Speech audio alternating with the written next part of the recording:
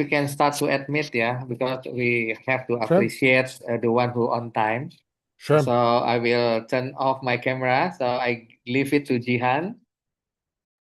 Jihan, thank you. Nice to meet you. Nice to meet you.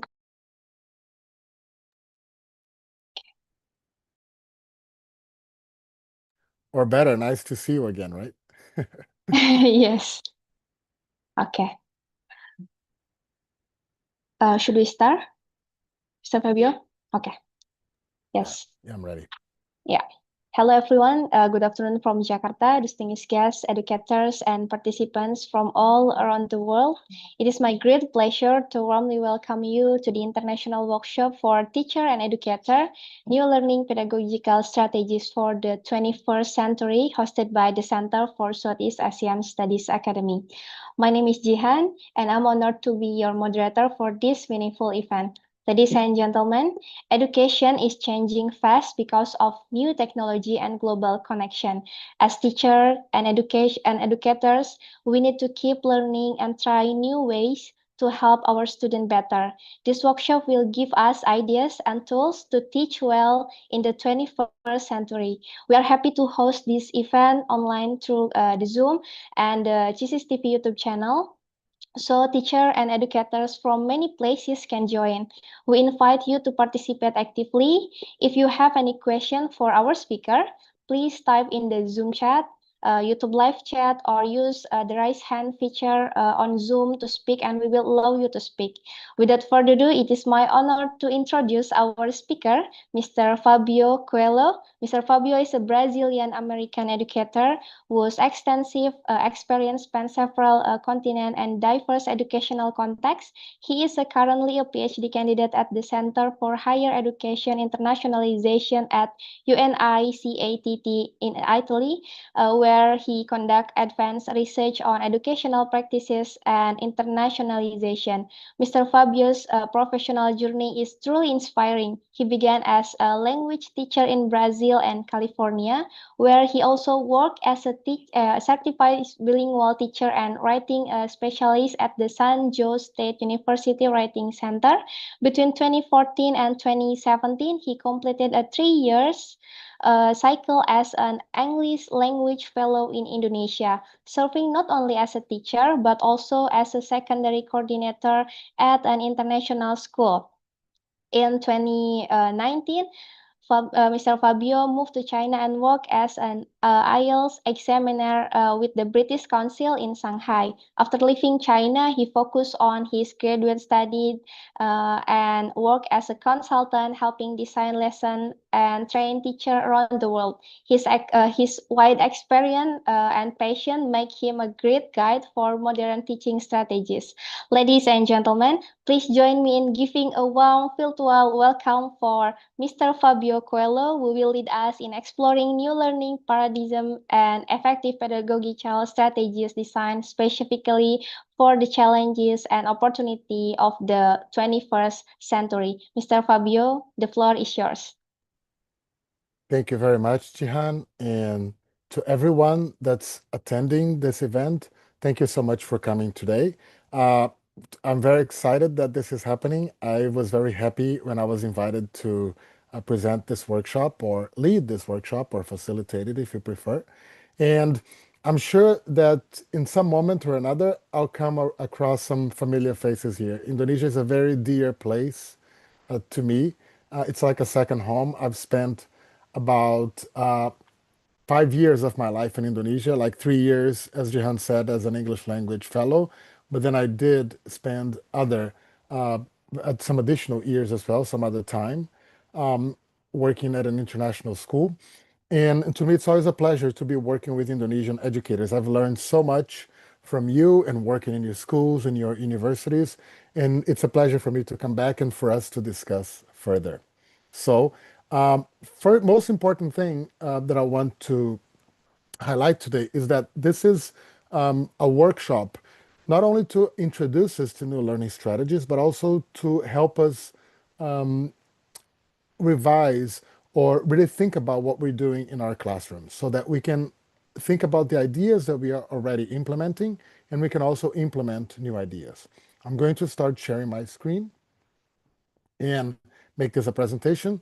So you can see that the topic of today's presentation is new learning and the subtitle, Pedagogical Strategies for 21st Century Learning.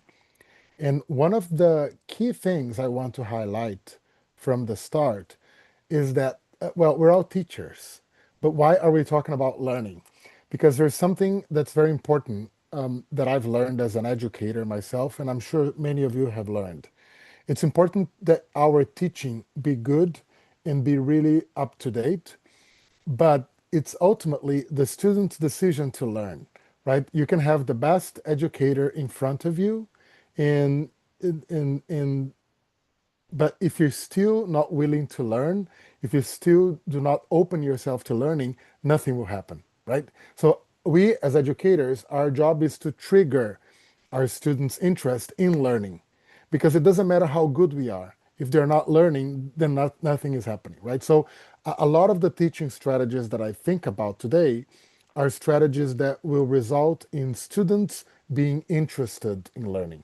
Because if they are interested, then they open up. And if they open up, then they participate, then they think about what's being presented and offered to them. So that's why we talked about learning here as a key component of the teaching learning um, dynamics, right? And continuing here, uh, today we're going to interact in a few different ways. And during different moments of this presentation, I'll be asking you to either raise your hand to see what your opinion is, or to write a response in the chat, and sometimes even if you are willing to raise your hand and speak. Okay, you don't have to, but I think to make a workshop really, really interesting, it's good to get the perspectives of everyone involved. I'm not the only educator here, and I'm sure that many of you could be leading similar workshops that I could be attending on topics that I'm not really familiar with, right? So it's important that we see this group as a group of people who can contribute. And I'm the one facilitating, but it doesn't mean that you cannot contribute. So please participate when you can. Next, let me talk a little bit about myself, just a couple of minutes. I'm now a PhD candidate at the Center for Higher Education Internationalization at Unicat in Milan, Italy. My PhD topic is the internationalization of higher education in Indonesia. So I've spent an additional probably 6 to 7 months in Indonesia, interviewing people, collecting data, and connecting to universities and places that I had worked at before, and some other new places as well. I currently work as a curriculum designer as well and a teacher trainer. I was in Malaysia just in February training a group of teachers there and very close to Indonesia. So I stopped in Indonesia again about 2 months ago. I was in Jogja, I was in Jakarta, I was in Pekanbaru in Sumatra as well, uh, places where I have friends. And I've also been a public school teacher in California. And here in California, where I am now, I'm speaking to you from Los Angeles. I am a public school teacher. I'm certified public school teacher. So I'm not in the classroom at the moment. But if I want to go back and teach, I always can because I have a certification that allows me to. And some of the experiences that I have had that I think are important for you to know. First of all, I have worked as an English language fellow in Indonesia, 2 years in Pekanbaru, 1 year in Semarang. I've also been a secondary coordinator, English coordinator at a school in Semarang as well. I stayed there for 2 years, and I've worked as an IELTS examiner, mostly in China, but also in Indonesia. I worked for IDP in Indonesia and for the British Council in China. So I'm also familiar with different places in Indonesia where I've traveled to do examinations. All right, and today we have four main topics. We're going to talk about skills that we need for new learning. We're going to talk about diversity. We're going to talk about empathy and perspective. The topics 1 and 2 are really, really key to our presentation. So we're going to make sure that we cover completely topics 1 and 2 today. Topics 3 and 4, we may cover them entirely. We may cover some of it depending on how much time we have, okay? But there's some of empathy and some perspective in numbers 1 and 2 as well. There's some elements of them in numbers 1 and 2, but if our workshop flows, we'll be covering 3 and 4 entirely. But if not, I'll make sure to cover 1 and 2 for you today. And so let's begin with skills, right? So when we talk about skills today, we're talking about different ways to approach learning and different ways that we can teach. And I'm sure that some of the strategies and techniques that I'm going to show to you have already been tried by some of you in your own classrooms. And so, and we're going to focus on 4. We're going to focus on cooperative learning. We're going to focus on inquiry-based learning, flipped learning, and project-based learning. So I would like you, if you have access to the chat box, to write down the number of the strategy that you have already tried or that you may be familiar with in your classroom. Which one of these have you tried or are you familiar with? Numbers 1, 2, 3, or 4, or maybe all of them. So let me see your responses in the chat box, just to see if you're awake, because I am. It's 2 in the morning here, 2:12 in LA. So let's see if you can write in the chat box for us which one of these numbers you are already familiar with. Of course, each number describes a strategy. So, and also, before we go into the types of learning, I would like to ask you if you can hear me well, if the way and the speed that I'm using to talk and communicate with you is good enough. Can you hear me well? Am I talking too fast? Am I talking too slowly? Can I speak clearly? And I see some answers already.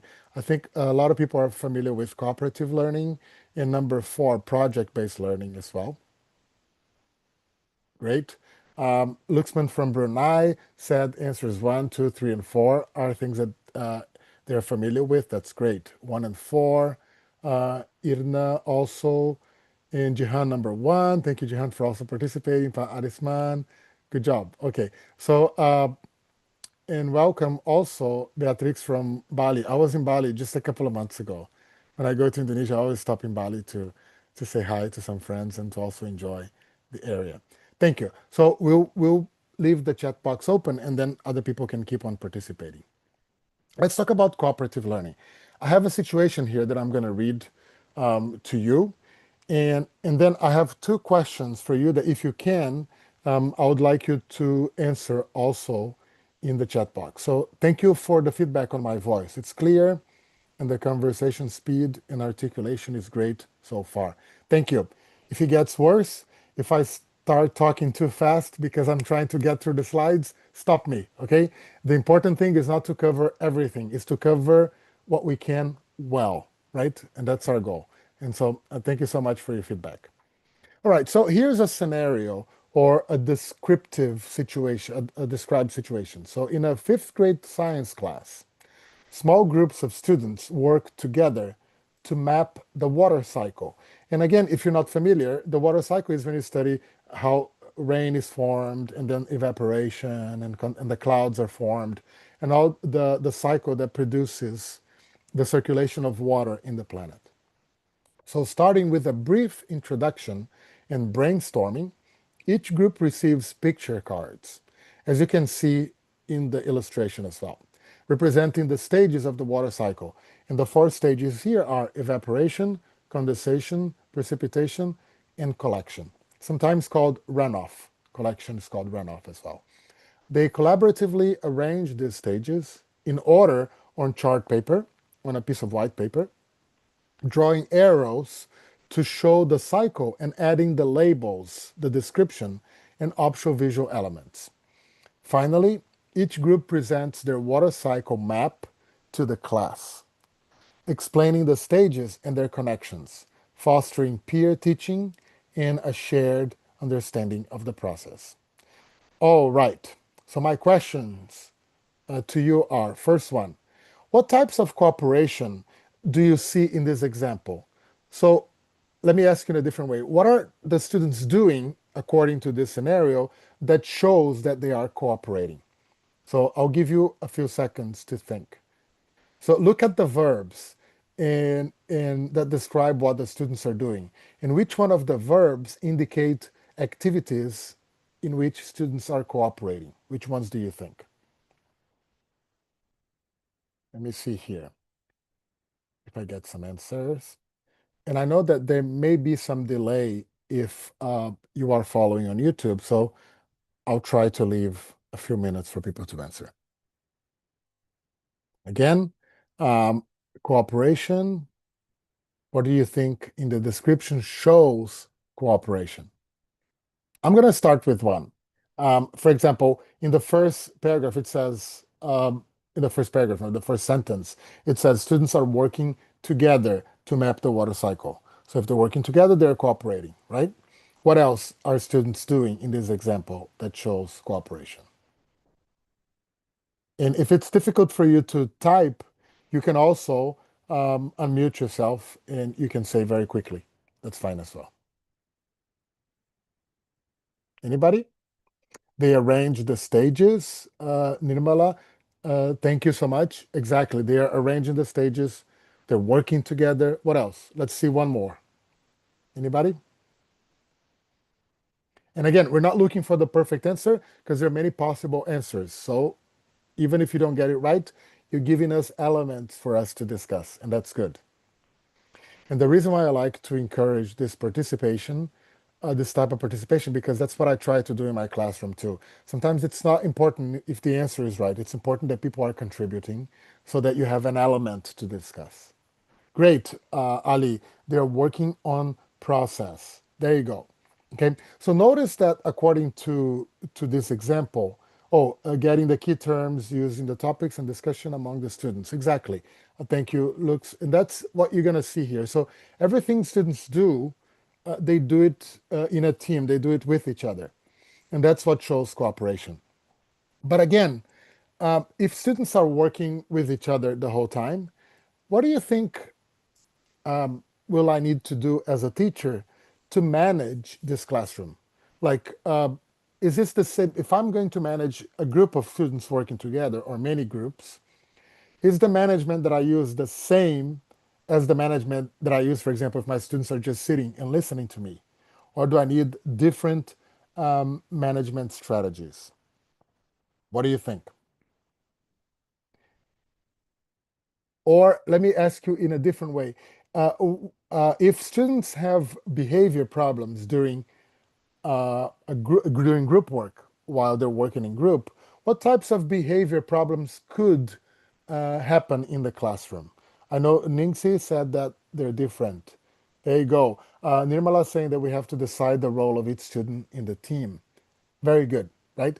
And that's something that we need to be aware of in cooperative learning. Cooperative learning, students love cooperative learning. But sometimes, if students don't have a role, like Nirmala said, or if we don't use a different strategy for management, like Ningsi said, uh, maybe students are not even going to work. They're not even going to complete the task. So it's very, very important that when you're thinking of these different approaches to learning, you're also thinking about how do I need to change my behavior strategy. And that's an important consideration to have. Okay, it's when you are using a new strategy in your classroom, it's not sometimes just about getting the ideas and the plan and doing group work or doing cooperative learning, but also thinking what needs to change in my classroom so that students can work together. That's an important decision to make. So here, just very briefly, and again, don't worry, this presentation will be on YouTube and I can send the slides to the organizing team. They can share with you later, so you don't have to be writing. But basically, cooperative learning is about learners collaborating to achieve a purpose. In this case, to complete a task, a learning task. There's also advantages and disadvantages to every single strategy we use. Teachers choose cooperative learning because students love working in groups. And when they work in groups, sometimes they show more creativity. If you have a crowded classroom where it's difficult to get 50 people listening to you, sometimes it's easier to have, instead of thinking of 50 people, think about maybe 8 groups. It helps organize the students in groups for you, the teacher. So sometimes it works, okay?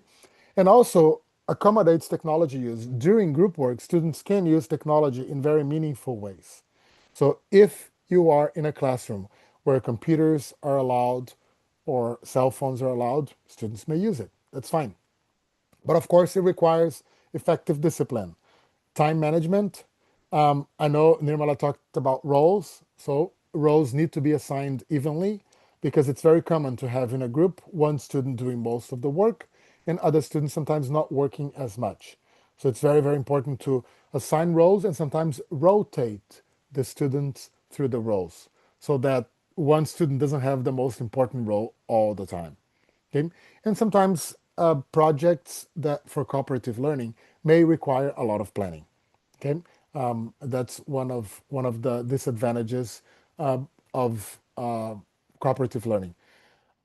I I am of the perspective that every way you teach has advantages or disadvantages, right? And sometimes the disadvantages they can be reduced if you become more familiar with the strategy. So if cooperative learning becomes really easy for you because you do it all the time, all these disadvantages may not be so important to you anymore because you're already skilled in cooperative learning. So disadvantages usually come at the beginning when you're not used to it, when it's difficult to manage the strategy. Some techniques that are very, very familiar to students who use cooperative learning are a jigsaw. Remember, a jigsaw puzzle is a puzzle they put with different pieces.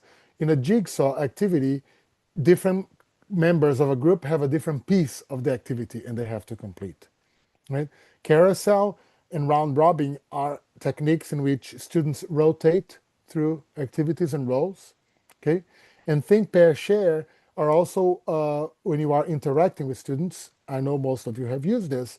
When you ask students a question or you give them a task, and you ask them to think first, look for a partner to talk to, and then share with the group. Okay, so those are all techniques associated with cooperative learning.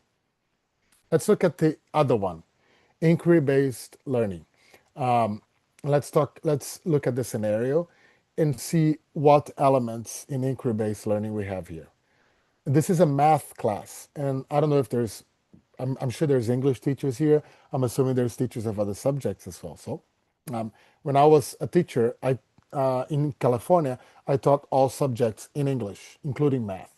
So I think it's important to show examples reflecting different subjects. So with 10 blocks, and as you can see in the illustration, the students have colored blocks in their hands. Third graders explore all the different ways to separate them into two groups. Individually or in pairs, they physically split the blocks and record the two amounts. So they're trying the different ways to separate them into two groups. Maybe you can have a group of five, one of five, makes 10.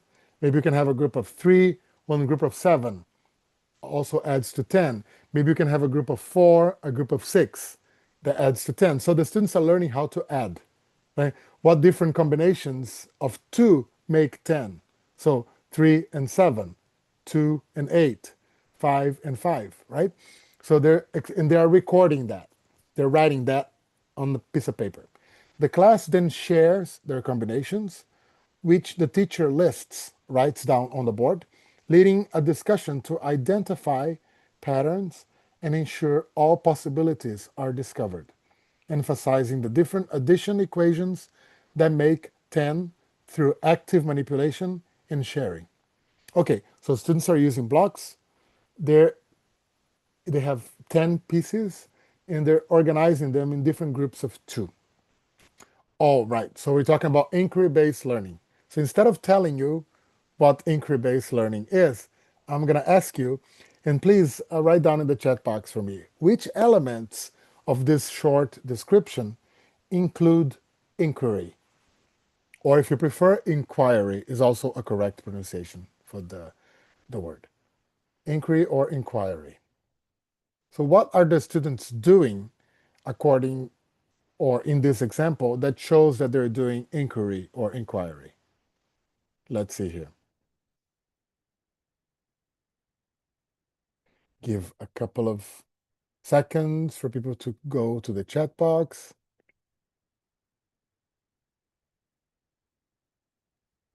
Again, let me see if I can highlight one to you.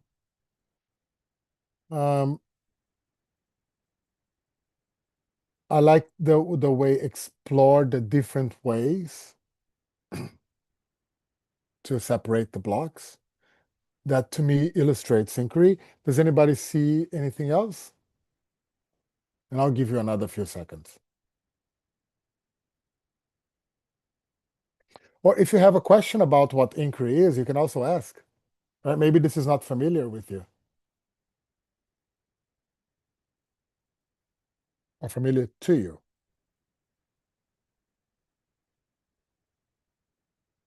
All right, any guesses here about inquiry? Yes, thank you, Ningsi. What is it? Such questions. Yeah, great. So inquiry, that's important. And we're going to talk about it in the next slide. When we talk about inquiry, we basically, the easiest way to explain inquiry is asking questions. You get students to think about questions, and sometimes good inquiry, the students create the questions, and sometimes they look for answers to the questions. So basically, you get students curious about something, and then as they become curious, they go and try to find the answer. So for example, if you give, like in the example, if you give the students 10 blocks and say, how many do you have in total? 10. Okay, now you can separate these blocks into two groups.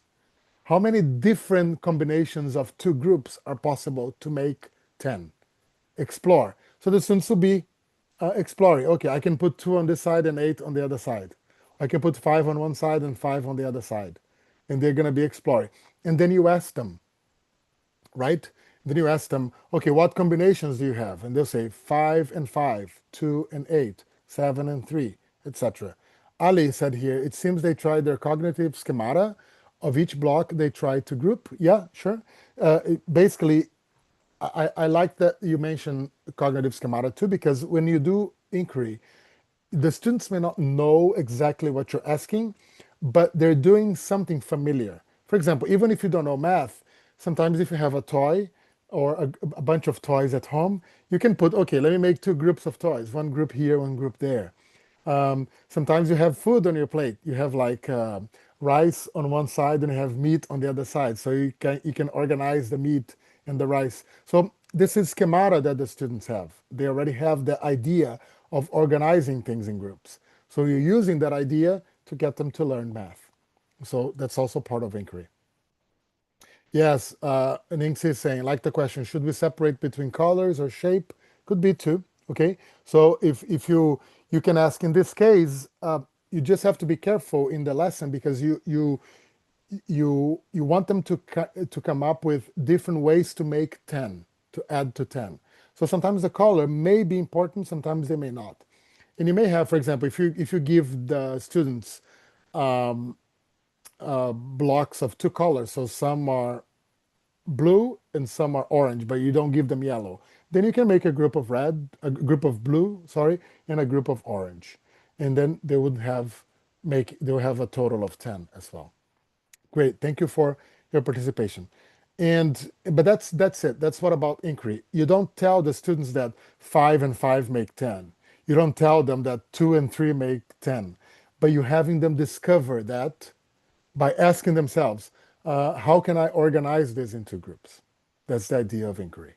Okay, so inquiries are important. I used inquiry a lot when I was a teacher here in California, because my school used inquiry-based learning as a strategy, as the main strategy in the school. And so when we taught, for example, a science topic, we always ask the students, okay, we're talking about animals, mammals, right? So what do you know about mammals? We used to ask them, and what would you like to learn about mammals? So in the beginning of the lesson, we wrote their questions on the board, and we used their questions to organize the lessons. I organized the lessons on what they wanted to learn to make them more interesting to students, all right? Yes, thank you all for your participation. But basically, inquiry is about students creating knowledge through problem solving in a system of questions, right? a communication apparatus. So basically asking questions. It's a form of self-directed learning where the students take charge. So you ask them the question and they find the answer, or they ask the questions and they find the answer, which is even better inquiry. Uh, and also, the good thing about inquiry is that there's a lot of research on inquiry. And it's one of the most documented ways of learning that you have, and it really works if it's done well.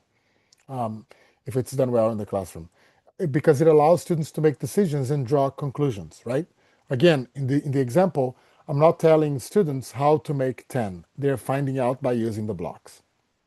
And because students are taking the charge, they retain the learning more. They don't forget easily. So that's what retention here means. Some disadvantages. It can take time, right? If you have only 20 minutes to explain addition, you probably are not going to have time to do inquiry. Right? Because inquiry takes a longer, maybe it may take you 30, 35 minutes of your time for the students to use the blocks. And then after you can go to the board and explain. Also, if students are having to ask questions, inquiry can be difficult for shy students who don't like to ask in the classroom too much. Okay, so it may be very good for students who are really outgoing, but it may be difficult for other students who are shy. And some of the techniques you can use, you can guide your students to find the answers, right? In this case, that's what the teacher did. How can you make a total of 10, dividing those blocks into two groups? So the teacher was guiding the students. Or you can set up the lesson so that students can discover the information. Science lessons are very good for that, right? Um, you put a question on the board and say, open your book to pages 10 and 11 and try to find the answer to this question in your book. I'll give you 1 minute and then the students can find it, right? It's also a type of inquiry, or even the internet. They can find the answer to the question using the internet. And sometimes you need to provide research tools and materials. But again, I would highly suggest, if you're interested in this technique, to do some Google search about it and say, hey, how can I do inquiry-based learning in my classroom? Students love it. They love it. They love it. Okay. Has anybody, I know not many people mentioned inquiry-based learning, but I wonder if someone has used inquiry-based learning before. If you have, please let us know in the chat box. And let's go to the third type of learning that we're going to talk about today, which is flipped learning. Flipped learning is interesting, and I want to ask you before in the chat box if anybody has heard this before. Are you familiar with flipped learning? Or tell me in the chat box if this is something completely new to you so that I know how to explain. Yeah. So again, have you tried flipped learning before, or is this something new to you? Let me know in the chat box if you can. It's quite new. Thank you, Chris Fania. Thank you. That's great. And again, guys, remember this is a workshop for us to explore and get to know. And those are really, really popular strategies today. So I'm just giving you an overview of what they are, like a basic and condensed idea. But please, if one of them interests you, look it up, okay? And feel free also to send me an email or connect with me. I'll leave my email at the end of the presentation in the workshop. But these are things that you can find a lot of information about. Luxman said, yes, I do use this in the classroom a lot, but in the recent time it's turning into a challenge as students don't enjoy any form of doing work at home. Luxman, I think you raised a very good point, and let's skip that when we talk about the disadvantages, because I think you raised a very good point. Yeah, let's talk about that and see how we can fix this in a little bit later. But let's see the example first. So before the class, pay attention to this before because it's important. Students watch a short video explaining three basic common rules. This is a language class now. They're learning about how to use the commas, right? You can use the commas to separate list items, joining simple sentences with and or but, and also after short introductory words like however, first, etc. In class, and not before class, this time now in class, working with a partner, they'll correct sentences on a worksheet where commas are missing or used incorrectly, according to these rules, to these three rules, right? Listing, joining, and after introductory words. Explaining their reasoning as they fix them. So they have to fix the sentences and explain. For homework, now after class, students will find 3 sentences in a book or article that use commas correctly for at least 2 of the learned rules, 2 out of the 3. And they're going to copy those sentences down, highlighting the commas and briefly stating the rule each one follows. Okay, so before the class, they're going to watch a video that explains the 3 ways to use commas. In class, with a partner, they're going to have a worksheet where they have to correct sentences where commas are not used correctly or where they are missing. And at home, they're going to look for 3 sentences in a book that use commas, following at least 2 of the rules they've learned. So again, for those of you who have used, which elements from this lesson have been flipped? And flipped means when you flip something, you turn it upside down, right? So for example, if you can watch me in the video now, I have my hand, I'm flipping my hand, I'm turning it upside down. That's what I'm doing. So what is flipped in this lesson? Let's see if anybody can figure that out. Yeah. What has been flipped? Let's see if we have some ideas there. And you can guess. It doesn't have to be a correct answer. Remember that.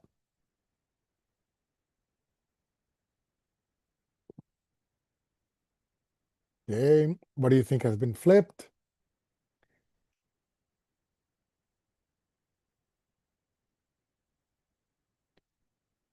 One more moment for people to try to answer. One hint, if you need the hint, is that it's been, the answer is in the 3 moments of the lesson: before class, during class, and then homework after class. Yeah. Correcting mistakes. Irna, you're right. Okay. In the class, students will practice directly how to correct the sentence. They got the explanation before the class, not listening to the teacher. Great, Nirmala. Perfect. And Irna said it correctly too. Like in class, they already using the learning, right? Because they had the introduction at home. So, okay, let's think about a regular classroom. In a regular classroom, what do we do? In a traditional classroom, let's put it this way. We explain, students practice, and then we give homework, right? Flipped learning is different, because the most important time of the classroom, or the biggest chunk of time in the classroom, is not used for explanations. It's used for practice. How do you do that? Well, the students, they do some of the learning at home. In this case, the teacher gave them a video that explained to them how to use the commas. So they watched the video at home. So instead of providing a long explanation in the classroom, the teacher probably just had to review that content. Okay, the teacher didn't have to explain everything in the classroom because the students already watched the video or used the video at home. So in the classroom, the teacher can use the time for practice. And if students are practicing, then you can help them more.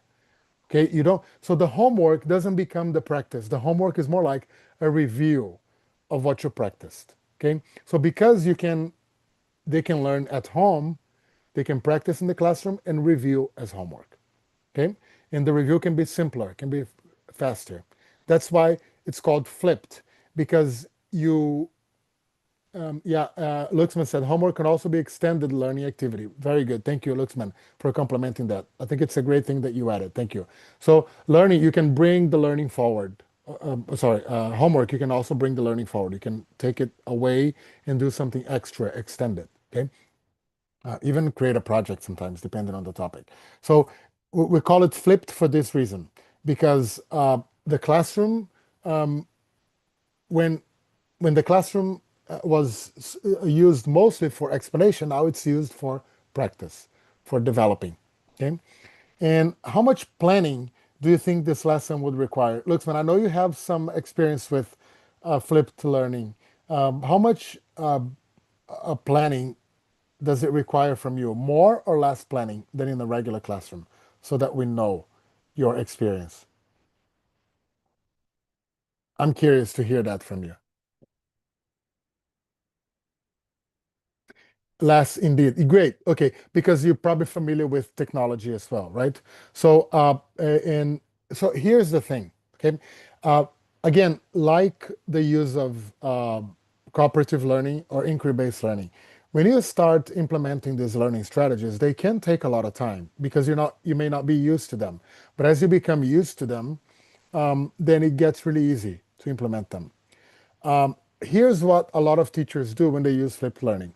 If your school already has pedagogical materials like books and teaching materials or learning materials that already include videos and many things that students can do at home, you can just assign those videos for them to watch.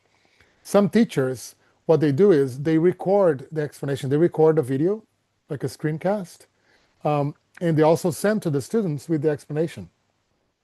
The advantage of recording sometimes is that you can focus on the elements that you want to emphasize or that you want them to learn. Okay. Yes, Luxman is adding here. You need to be tech savvy. So if you like technology, if you're already a social media person, if you like recording videos, then flipped learning would be great. And students tend to like it as well, unless you send them too many videos. I always found flipped learning to work in combination with other types of learning. Sometimes I know, I think it's Luxman that said, yes, I use it in the classroom, but it can be a challenge because students don't enjoy, because it's more work for them at home to watch the videos and learn. Sometimes what you can do is a couple of days a week, you can use flipped learning, and other days you can use other strategies that also that focus more in the classroom. For example, cooperative learning or inquiry-based learning, or even presentation styles where you explain things in the classroom. You can do a combination of this because sometimes if you do it too much, students may get tired of what you do. Okay, so I think that if your students are getting tired of it, try to combine it or make a combination with another type of strategy. That's my advice. Or instead of just sending videos, do a combination of videos and readings that can also help. Okay, so let's see here some of the advantages and disadvantages. So again, flipped learning is a pedagogical approach that inverts the traditional classroom model. At home, students are introduced to learning materials through videos, readings, or other resources. And during the class time, they do active learning activities, discussions, problem solving, and collaborative work. And sometimes they can do worksheets as well, depending on the topic, right? Um, the advantages is that students are working more in the classroom, so there's more engagement. If they're working more, you can also interact more with them because you're not just on the board explaining all the time. Uh, because if students are working, you can give them personalized attention. For example, students who are more independent can work by themselves. Students who need you can have more of your attention because they're doing work. And sometimes you can use the class time for working, which is a better use of class time. Okay. But again, if you're not tech savvy, it'll take you more time to prepare. Students will spend more time on the screen. So if you work in an area where the schools are trying to get the students to be less often on the screen, flipped learning may not be a best solution because it may ask students to actually be on the screen a lot. Okay, it works well for some subjects. It doesn't work well for other subjects because sometimes you have to explain things in the classroom, but sometimes you can explain things at home. It's okay. So some teachers also they use flipped learning for some subjects, but not for all. I've seen that happen. And it may also require how you assess information. Okay. Again, if technology is not good, if students don't have cell phones, or if you work with poor communities where internet is not fast, or they don't have money to afford paying for internet, so it can be a problem, right? Um, Again, some techniques: you assign lectures and screencasts, you record them, and so the students watch at home. You give them pages to read at home before they practice in the classroom. You can also use podcasts. Online research can be a way to learn at home also. You can give them topics to research. And sometimes they can read and make notes on their reading, annotate on their readings. That's also a way to get them to learn. I know that I have some comments in the chat box, so let's get to them. Um, so let me see here. Yeah, I think Luxman said, I usually send videos with short quizzes to complete along as they watch the video. Thank you. I think a great tip. That's the reason why I like these types of workshops, because there's always one of us who uses a technique more than others. So you can learn from each other. So thank you for sharing this. Beatrix is saying, it mainly incorporates technology and digital literacy. It does. The disadvantage is that stable internet connection is mandatory. Yes, if you cannot use the internet, it makes it very difficult. Also, the class will be completely disrupted in case a blackout or outage. Remember too that sometimes you can assign the videos to be watched at home. So that's also an advantage. So for example, maybe they don't have internet in the afternoon, but they may have it in the evening. So that's one thing to Beatrix that flipped learning can help with. But you raised a very good point. Thank you.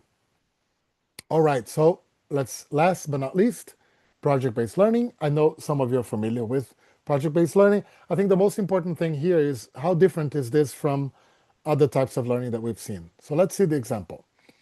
Eighth graders will collaborate in groups to create a podcast episode focused on raising awareness and inspiring action about recycling. Throughout the project, they will research the importance of recycling, common barriers or difficulties to recycling, and effective solutions. For example, potentially interviewing local recycling experts or community members, so they can do interviews for the podcast. And collaboratively plan and write compelling scripts, incorporating persuasive language and storytelling to encourage better recycling habits. They will then record and edit their audio and finally share their podcast with the class, reflecting on their learning and the power of audio to influence behavior around environmental responsibility. All right, so what problem are the students solving in this example with the podcast? And what makes this a project? What's the project here? What are they doing? Just for us to interact. I'm going to wait for some of your answers and take a sip of my coffee in the meantime.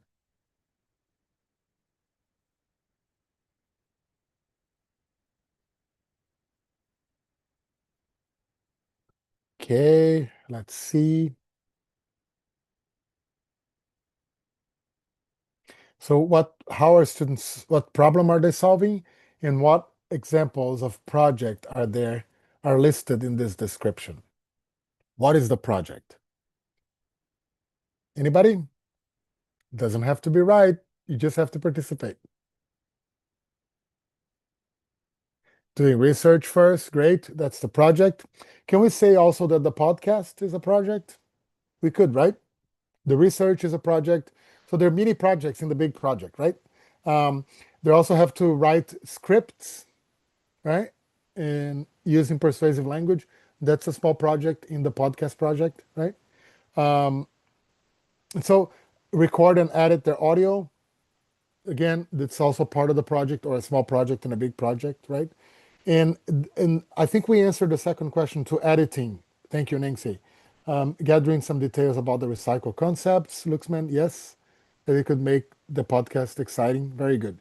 So those are all problems in parts of a project. And that's a lot that project-based learning is focused on, solving problems, right? How to create a script to influence their audience. There you go. Especially the persuasiveness, right? I think you raised a good point, Nirmala. And that's a very good project for language, right? And so look at the skills that the students have, right? Record, edit, write a script, do research, right? So project-based learning is a lot about different skills, right? You give them a project and then you teach each skill so that they can complete the project using the skill. Sometimes you can have students teach the class the skill. I've done project-based learning before where I didn't know how to edit a video and some students knew. So I asked them to teach the class. They taught the class, yeah. And I did it in Semarang when I was a teacher there. Sri is putting here. Oh, she made a comment about internet connection, pre-class materials, video, interactive content, reading, quizzes, in-class activities, workshops, and lab. Thank you, Sri. That's very good list here. Support and feedback, Q&A, peer feedback, short reviews. Wow, that's great. We have a long list of things that we can use here in our new learning strategies. That's great. Thank you. So again, project-based learning requires those skills, okay? Those different skills that we need to teach. So again, I think people are more familiar with it. It's an approach that involves students in an extended process of inquiry in response to a complex question, problem, or challenge. So it's about solving a problem. Why is the word inquiry here? Because sometimes to solve a problem, you have to ask yourself, how do I solve this? So project-based learning involves inquiry. Okay, so even to some of you who are new to inquiry-based learning, sometimes you've even used it in project-based learning before, because students do have to ask themselves questions to do projects. Advantages: if they're working together, they have more retention, they remember more. Retention means you don't forget, right? So students have more retention. They can develop 21st century skills because they're collaborating, they're using communication, they're using technology. The problem, because they're solving a problem, what they're learning is important for the real world, right? For example, if you know how to make a podcast, you can even make a podcast and make money, right, out of it. You could monetize it, right? And of course, if you're solving a problem, you're developing problem solving abilities. Disadvantages: requires a lot of preparation from the teacher, requires management strategies like cooperative learning, because groups, they talk loud, they like to have fun, so you have to keep them focused. And again, projects take more time than regular instruction, right? Sometimes you cannot teach everything using projects. You teach some things using flipped learning, you teach some things using inquiry-based learning, you teach some things using a presentation style that you normally do, and you do a project parallel to everything. So you can combine all these strategies. Some techniques: using questions to drive the students to explore, so they're called driving questions. Entry events. Entry events means you show them something to get them interested in the project. It's at the beginning. That's why it's called entry. Or sometimes you even show them a video as an entry event to get them excited about the problem. You can use backwards design. You can start with the solution first, and then have them work back the project or the problem. You can do field work. You can go outside the classroom. There's a spelling mistake on interviews. You can do interviews to interview people to help you solve the problem. And also, you're also using research skills all the time. Again, guys, those are only some of the approaches you can use. So which of these have you tried or used before? I think I already asked you that. And let me ask you the second question. Which ones do you believe would improve your classroom? Which one of these approaches from the four that we looked at? Let me go back here. Let me go back here from the four that we looked at. Which one of these would improve your classroom? Or would you like to try more of? What do you think? Let's see some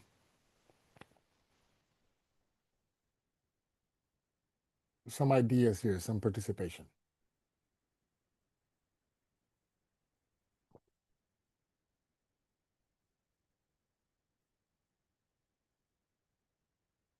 Okay. Strategy, something beyond this pedagogy is great. Okay. Luxman, what do you mean by something beyond this pedagogy? Is like or mixed strategy, project based, but he needs facilities. He does. Okay, great. Yeah, and you can also be particular too about this, Ningxi. You can do a project that doesn't require as much.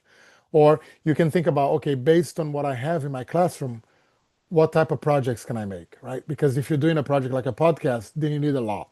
But if your project is creating a poster, then it may be easier, okay? So think about that as well, okay? It doesn't have to be something complicated, okay? Um, Luxman, are you saying that you could mix the strategies? Is that what it is? Project-based learning is the best way, but it takes longer time. Great.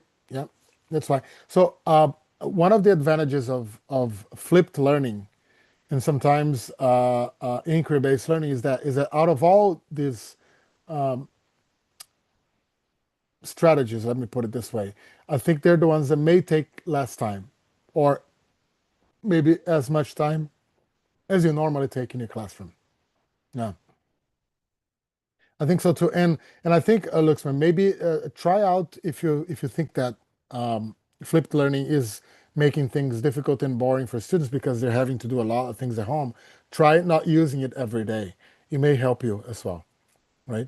Or have the students pick. Hey, we have 4 topics this week. Which ones would you like me to do or send more work at home? And have them choose because if they have some choice, it raises their excitement about it.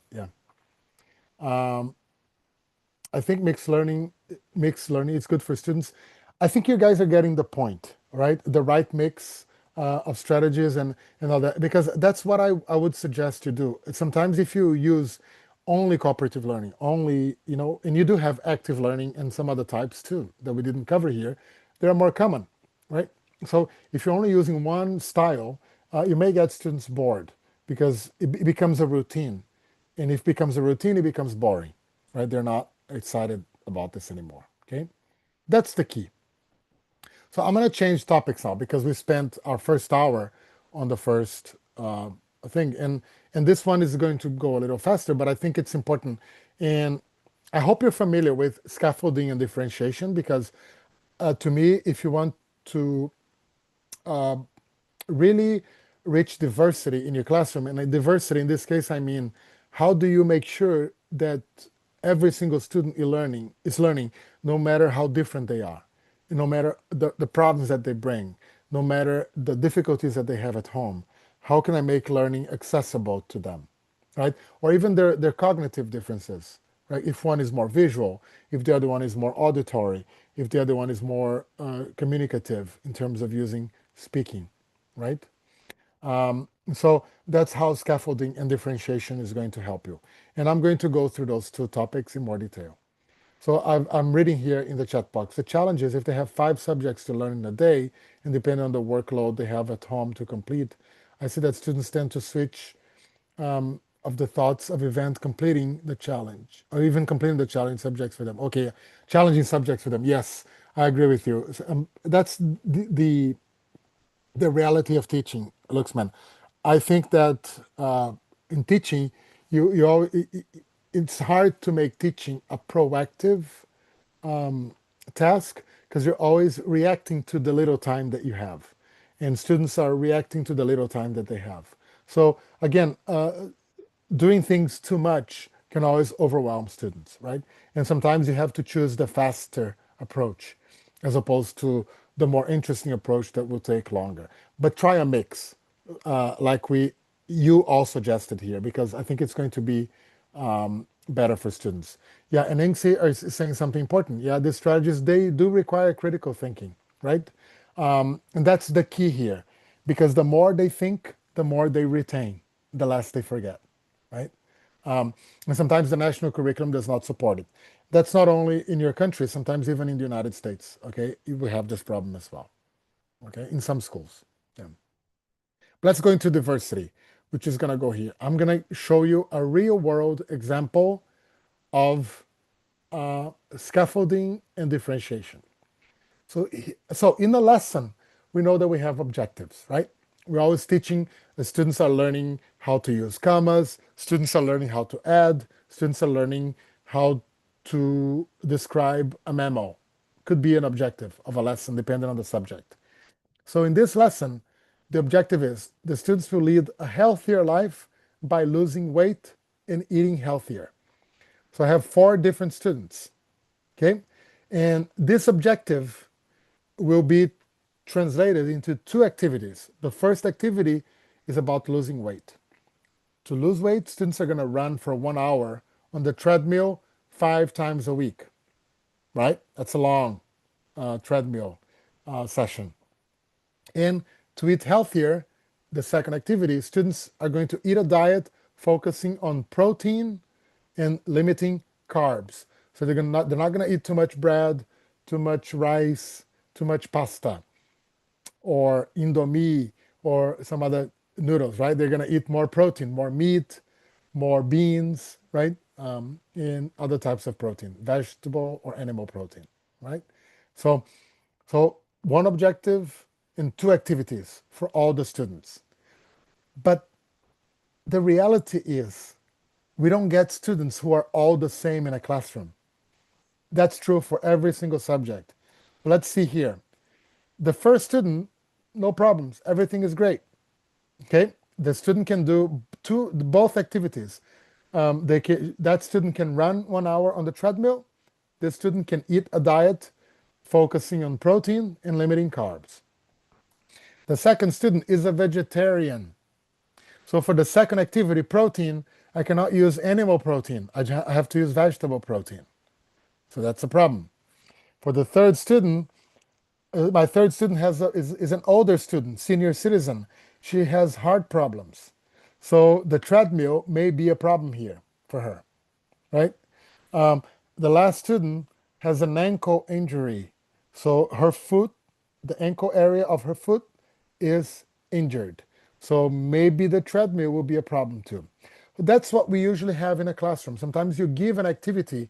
Some students are ready to do that activity, but some students have issues that prevent them from doing the activity. So what's the solution? The solution can be 2. You can differentiate, or you can change something for them, or you can scaffold. You can add something to give them support.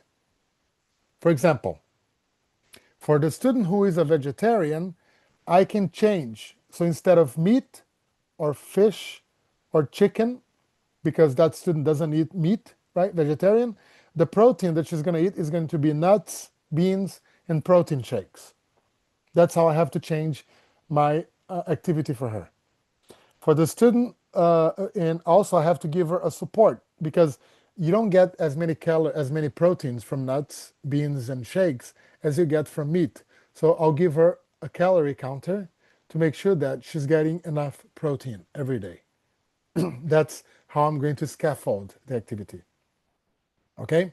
So for example, if you're teaching math addition and the students cannot understand the examples on the board, you give them blocks to give them support, scaffold, so they can understand how to count by adding the blocks that they can touch, right? That's it. The student that has an ankle injury, so instead of the treadmill, she's going to use a bicycle. So she's not going to run, but she's going to sit down and use a bicycle for 1 hour, 5 times a week. Same amount of time, same amount of days, but not treadmill, a stationary bicycle. Okay? Those bicycles that don't move, stay in the same place. And for the students that has a bad heart, I'm going to give her a heart monitor, a heart rate monitor, to make sure that she's not doing too much exercise.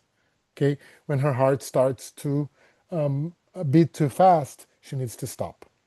So that's what this is. That's what differentiating means. When you differentiate a lesson, you don't do it for all the students, but you change one element of the lesson for some students who cannot complete the lesson that way.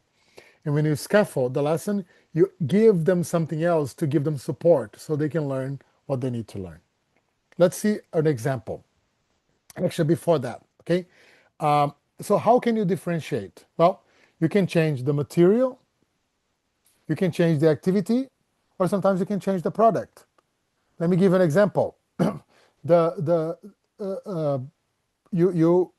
You conduct your class in English, but then one student joined your classroom, and her or his English is not good enough.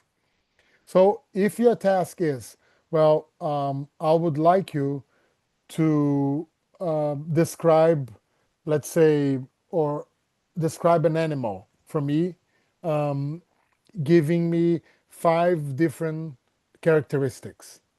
Okay, and that student doesn't know how to describe the animal, or the animal that you give the classroom is not something that she is familiar with, they don't understand the word, change the animal so that they can describe.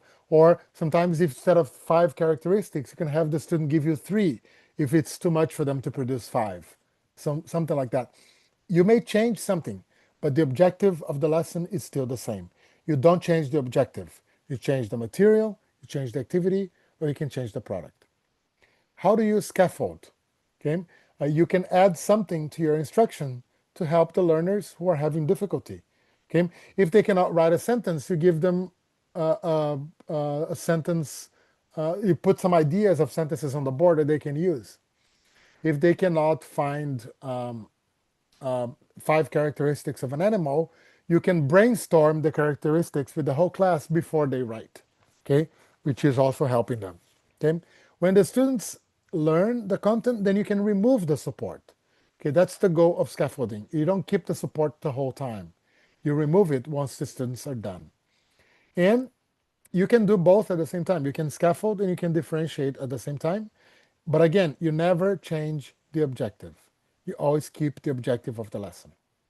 Okay, so this is how you make your classroom more diverse, your learning more diverse, because by changing things for students who need it and by adding support to students who need it, you are making sure that all your students can meet your objectives. But you are personalizing to some extent the learning to them. Okay, so let's go back to the strategies that we talked about. Let's say you're you're using flipped learning in your classroom, and you're asking the students to watch a video at home. But the video is in English, and that student who has a problem with English cannot understand the video. Add subtitles to the video, and they can use it if they want to. That's a type of scaffolding. You're adding something to the video to give them support, to help them understand the video. That's the idea. Okay. Let's see here. So, how you can scaffold. Again, if you're teaching in English but students are not able to understand, you can use your first language during some moments as a scaffold. If your students are not able to read something, you can read aloud as a class. You can model, you can use gestures to help them understand. You can use group work to help them understand. You can use sentence frames or starters on the board if they're not able to write the sentence that they need, so they can use it as a model. So they can copy your example, changing something small, not having to write the whole thing from scratch. You can help them connect the task to the background knowledge. You can use graphic organizers to help them break down the task, or you can use visuals and real things, realia, right? Here's a scenario. Let's say you're teaching a class. As an exit ticket, that's the last activity in your class, so they can leave your room. You ask your class to write a short paragraph summarizing what they learned in class that day. That's the task, okay? The activity. They have to write a short paragraph.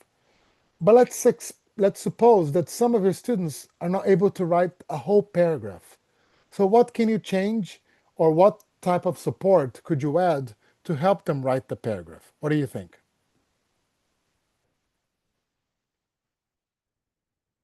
Make you think a little bit. How can you support them to write the paragraph, or what can you change to help them write the paragraph, or to help them summarize, I'm sorry, what they did that day? Any ideas? Use your creativity.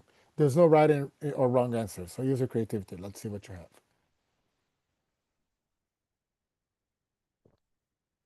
Would anybody like to unmute themselves also, if you don't want to use the chat box?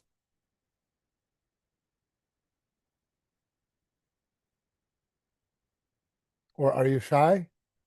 Malu malu?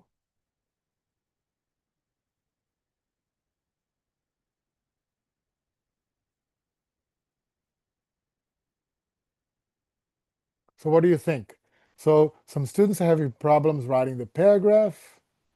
I'm asking the students to write a paragraph summarizing what they learned, but some students are not able to do it. So how can I support them, or what can I change to help them write the paragraph? So we have some ideas here. Let's see here. You can help them to recall and guide them to use the keywords. Great. I like that idea. So if they don't know what to write, if you do a group recall, okay, what did we learn today? What are the key points? And write those sentences and those words on the board. They'll have that material to write the paragraph with. That's providing support. Great idea. Um, you can tell them to write down the points before they build the whole paragraph. I love that idea. Susi or Suchi, sorry if I pronounce your name wrong, but I love that idea. That's a great way to scaffold. Okay, we can give sentence starters of summarize. I learned that today. I learned. Great job, Dwi. I like that. You can tell them the points or ask them the points. Very good. You can give them the keywords. Muhammad, Irina, thank you so much for ideas. That's it. Okay, we do this a lot.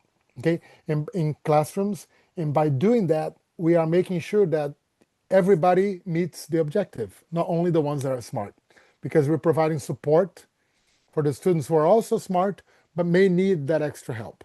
Okay, we can allow them to make small groups so that they can learn from each other. I love that activity. Okay, that's a good change and also a good way to scaffold. Yeah, mind mapping, love it. Okay, great, and that's a way to use graphic organizers. Good job, you guys. That's great. I love that you are a sentence starter. Again, that idea coming twice. So that's how you add diversity to your class. Okay, to me, those things are really, really important.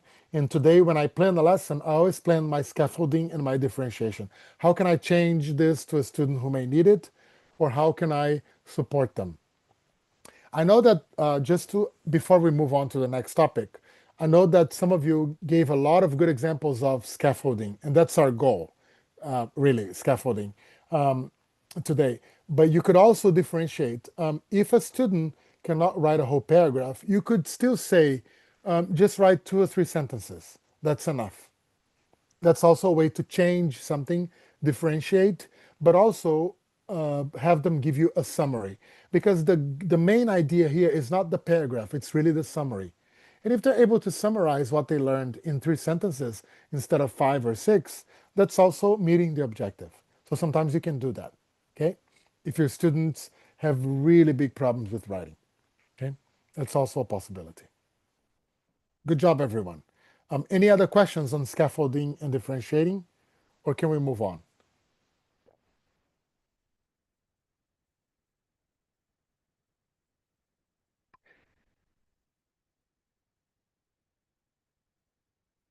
Give them the keywords. I think, yeah, Sri is making a comment here. Yeah, encourage active participation, provide guided practice. That's great. Guided practices are great also. Just because it's guided, it's a great way to scaffold. Good point. Okay. Use leading sentences to help them generate ideas. I love your examples. All right, I didn't hear from anyone, so I'm going to move on to the third topic. And I like that we're able to get to it. Let's talk about social emotional learning. And the first thing I want to do with you, I'm going to change what I'm sharing. Actually, not change what I'm sharing. I'm going to share the same thing, but I'm going to give you something else now. Okay, I'm going to spin the wheel and I'm going to give you a sentence uh, just as an introduction to this next topic. And I wanted to finish the sentence from me in the chat box. Okay, ready? So let's go. Let's see what sentence you will get. Uh,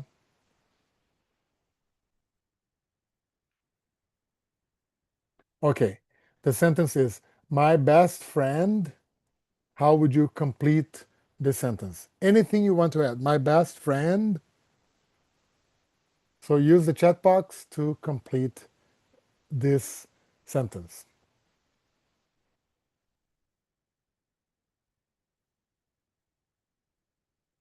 Right, we're going to give you a few more seconds, maybe 15 more.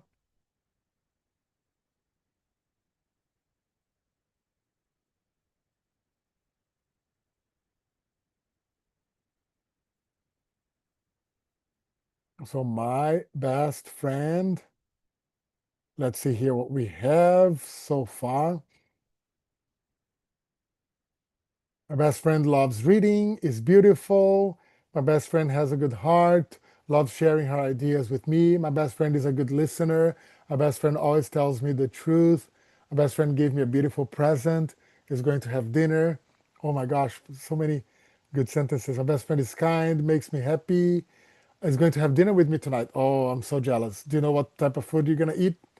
Um, Let me see here. Is awesome. Thank you. Yeah, three, your best friend is awesome. That's a good way to complete too. Loves playing games. Okay, I'm going to give you one more sentence now. Keep on writing. I'm going to read more. I'm going to give you one more. Let me eliminate this one and do one more. Let me see. I need to.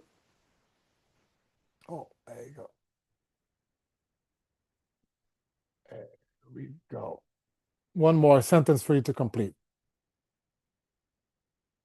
The best gift I ever received was. The best gift I ever received was. Let's see what the answers are.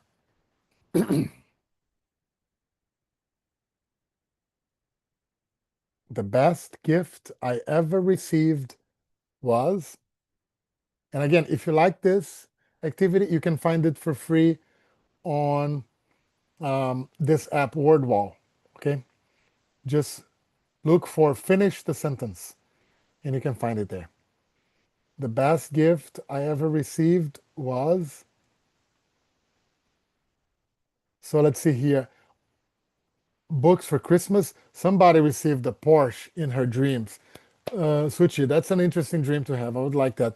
The best gift I've received was a laptop. Oh my gosh, I wish I had a gift like that. That's amazing.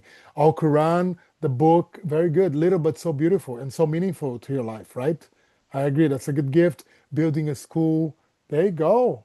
Okay, so many good gifts. And notice how interesting the gifts are. Some of them are things, some of them are things like objects that are, make our lives easier. Some of them are things that make our lives more meaningful, right? Like books or the Al Quran. That's great. First gift I received was a flower, a pillow from a friend. Oh, I like that.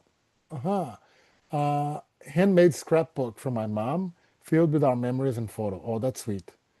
Jihan, that's a great gift. Yeah. You got knowledge because that can grow my mindset. That's great. Um, Loving support in my learning in a new environment from grade 5 from a geography teacher. Wow. Is that the reason why you became a teacher? A lot of people become teachers because of that, because of a memorable experience with one. Let's see here. Time my family spent with me. Um, oh, Nirmala is saying my best friend is really a good listener. Good. Empathy. Thank you, Sri, for mentioning that. Handmade flowers for my daughters. Wow, that's beautiful. That's beautiful. Yeah. Wow, you guys have. So notice how a simple question changes the mood of the group, right? Something positive, something personal, something about you. Okay. So I think that's the best introduction I could give you to uh, the idea of empathy, or to basically social emotional learning, right? If when students are connecting to themselves all the time, they can more easily connect with others, right? And I think that's what, and I picked this game because of that. Okay, we could play more, right? If we go here to the, I can eliminate sentences and I can do more, and it'll give me more prompts, right? If these prompts are too difficult for my students, I can I can also change the prompts. I can eliminate the ones that are difficult and keep the ones that are easy. When you are using WordWall, I'm sure some of you have used it. You can also make a copy of this and change it to make it yours, right? And notice some of these prompts. I forgive, beautiful reflection, right? My hobby is, I will always remember. A person I learn a lot from is, I feel anxiety when, right? So many interesting prompts. right, that we have. Um, and that's the idea here, connecting students with their emotions, right? Social and emotional learning is the process through which all young people and adults acquire and apply the knowledge, skills, and attitudes necessary to, first of all, develop healthy identities, manage emotions and achieve personal and collective goals, feel and show empathy for others, establish and maintain supportive relationships, and make responsible and caring decisions. Why is this important? My answer to this is very simple, okay? And I'll stop here the presentation for a minute because you may use the best strategies you want: project-based learning, inquiry-based learning, right? Flipped learning, active learning, anything you want. But it's important to students to know that they're learning something to make their lives better and to make the world better for other people. And it doesn't matter how much you learn, but if you're not able to respect your classmates, if you're not able to work well with each other, what's the point of knowing so much if you cannot treat people well, right? Treating people well is as important as knowledge, right? And I know to a lot of you who work in religious schools, I know that's important to you, right? The values, how to treat people, how to be a good person, okay? If they are religious, how to pray, and sometimes how to be caring to other people. That's as important as the knowledge that you have, okay? So when you talk about any new learning or any strategies for 21st century, it's really important to bring this, okay, into your classroom. It's important to know how to add, but you're adding to solve problems. You're using math to make your life better, to make people's lives better, so they can make more money, so they can be happier and be able to supply what people in their life need. So there's always a connection between learning and improvements in our personal life and in the world. Okay, and it's important to make that connection to the students. So that's why social emotional learning is so important, and that's why empathy is important in learning, because we're not making we're not turning our students into people who know a lot but don't have a good heart. Okay, so they need to have both. Okay, so that's why I I I added this here, because and that's why this has become such an important part of schools these days. Okay, when I give you this presentation, I'm not going to read this to you. I put this here just as a way for you to understand. In the United States, we have a platform for social emotional learning called CASEL. So the CASEL 5. They have 5 elements or principles of social emotional learning, and they are the ones in color: self awareness, self management, social awareness, relationship skills, responsible decision making. This is a very good website. I included a link for you if you want to identify, study the topic more, and they even have activities you can use in your classroom to combine with your subjects, with math, with reading. But basically, the key is to develop all these skills as you are teaching science, as you are teaching math, as you are teaching English, as you are teaching geography or other subjects. Okay, or anything you want. So Castle, if you go to castle.org, I can show you here castle.org, you will see all this information, and you can see, and it's all free. It's a free website. Okay, advancing social and emotional learning. You can see the fundamentals of social emotional learning here, how they define it. You can watch videos. Here you have the Castle framework, and you even have activities, resources, learn about social emotional learning and equity. Oh, you can learn anything you want about Castle here. Okay, I put this as a resource because, of course, it's not our goal to cover all of them, but I want us to have an idea of what this is. Okay, so I have a scenario here, and this scenario has some problems. What do you mean by problems? What do I mean? Some of the things the students are doing here are not okay. So I want you to identify the problems. Okay? So let me ask first, would anybody like to volunteer and unmute themselves and read the scenario? Or would you like me to read? Any readers? Volunteers? Just tell me in the chat box. Just say, I can read, and then unmute yourself. I'm going to give you a few seconds.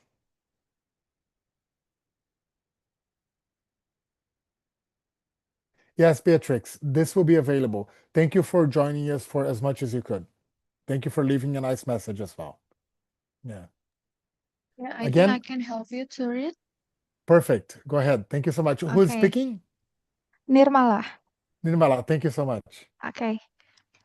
So the students are working together on a science project about ecosystem. Sarah doesn't like her group member's idea. She is annoyed and then talks a lot about her own idea. Michael knows he needs to work on the data for the project, but he watched a video on his table and forgets to do his work. When they talk about different places for animals, David says something negative about the animals in one place based on the one thing he read. He doesn't think about other ideas. Emily is working with another student to build a model. She doesn't listen to her partner's idea and says her ideas are the only good ones. When the teacher is helping another group, Liam looks quickly at another group's poster to copy a picture. He thinks it is okay because they don't have much time. Thank you so much, Nirmala. Thank you so much. And thank you for a great reading as well. So there's a few problems described here. You don't have to list all of them, everybody, but write down in the chat box a problem that you saw in this description. It could be, you can write one, you can write two. What are some of the problems you saw here in the students' behaviors?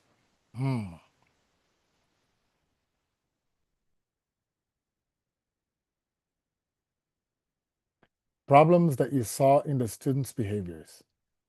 Lacking collaboration. I like that. Okay. What else?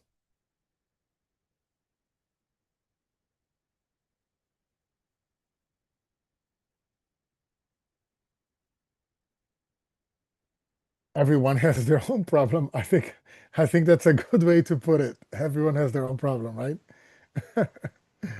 I mean, there's some good things, right? For example, Emily is working with another student to build a model, but then she doesn't listen. So at the same time that they're doing good things, they're doing things that are not okay, right?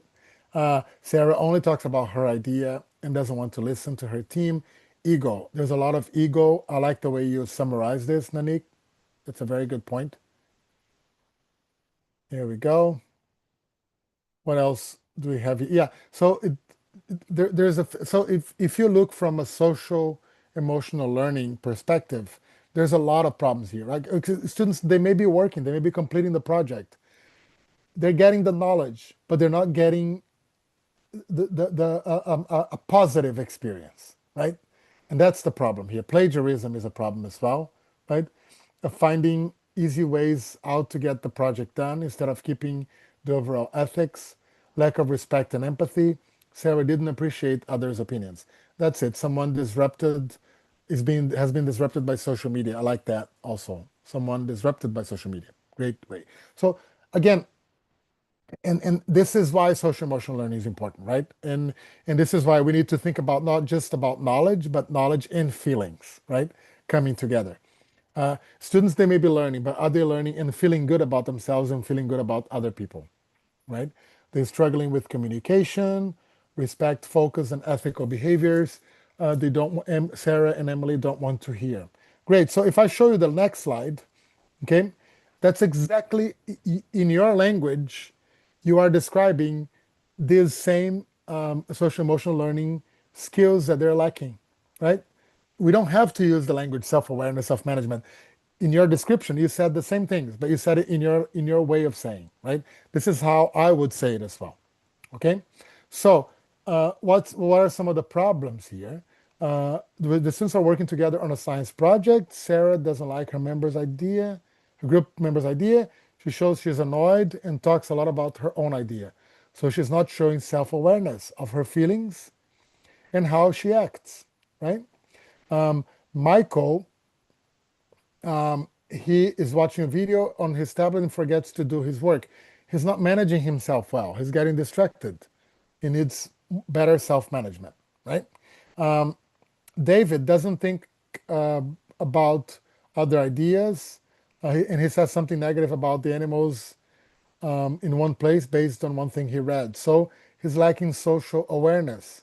Okay, he only thinks about what he read. He doesn't think about other ideas.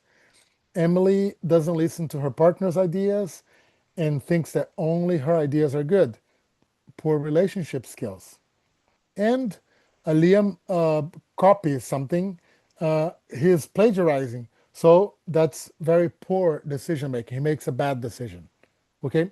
And that's why social emotional learning is important in what we are talking now. Again, I think the best way to say it is classrooms are not just about knowledge, they're also about the quality of our character, right? Are we being nice to people? When we know something, are we using what we know to make people feel good or to make people feel bad, right? Are we respecting other people's ideas? So it's important to bring that into your classroom so that students know, okay? And some of the social emotional learning resources, including Castle, are in these links, okay? Commonsense.org has a lot of games and activities for social emotional learning. And I showed you Castle, and there's also the Wallace Foundation. I'm gonna just give you an idea of what Common Sense Education has. So there's ideas of games and things that are free that you can use for social emotional learning, some software, some apps, and things like that that I would highly, highly recommend. Let me go back to sharing here, full screen. There you go. And well, before I get to perspective, let's see if we have any questions about social emotional learning. Again, this was just a brief overview of it, but I just wanted to make a point that yes, strategies are important, but the environment and people's feelings too. So that's it. But any questions about it before we move on? I see. I don't know if you noticed, but when I planned this presentation, I planned 4 topics because I thought I think we can get to 4 topics, but I'm gonna make sure that if I only cover 2, at least I cover enough. But I'm glad that we are able to get through the 4 topics. I'm really happy about that, and we may even have some time for answers in the end. Okay, but let me stop now and see if you have any questions so far. Are we good to go? Yes, I don't hear. think so. Great. Okay, Yeah. let's continue that. All right. So let's talk about culturally responsive teaching. And that's the last part of our new learning strategies today because we talk about perspective, right? Emotions are important, or empathy, skills are important, right? Diversity is important, but it's also important to have different perspectives. Why? Because not everybody in the classroom is the same. So today we're going to talk about culturally responsive teaching. Sounds like a big word, but I'm going to teach this to you in a different way, okay? And you're going to be using the chat box, or you can use a piece of paper next to you, okay? Now, I'm going to give you a survey. And in this survey, there's no right and there's no wrong. All the questions could be possible answers. I just want you to be honest about your setting, okay? So I'm going to show a question and the possible answers for a couple of minutes on the slide, and then you just put your answer in the chat box. If you don't want to answer in the chat box, that's fine. Just answer on a piece of paper next to you. But I like to see the answers in the chat box so I see that you're ready to move on. Okay, but let's see. Okay, so the name of this quiz is How Culturally Responsive Am I? I'm gonna read the first one, and if I have volunteers that want to read the others, that's fine as well. So the first question: when getting to know my students, I mainly or primarily focus on A, their academic strength and areas for growth based on curriculum standards. B, understanding their individual learning styles and preferences. C, learning about their families, communities, cultural backgrounds, and experiences outside of school. And D, building a positive and supportive classroom environment for all students. So by choosing an answer, that doesn't mean that you focus only on that. That means that when you get to know your students, when you're beginning to know them, what's your main focus in that moment? Right, A, B, C, or D. Again, no right and wrong. Okay, so I see B's, I see C's, I see C's, D's, B's, B's, B's. Good. I don't see a lot of A's, and that's a pattern. That's good. Okay, I think that's interesting. That's very interesting. I like that. Okay. Do I have a volunteer to read the second question? Just unmute yourself and say, I can read it. Nancy, you chose A. Great. Now we have an A there. That's good. What else? Anybody to read question 2?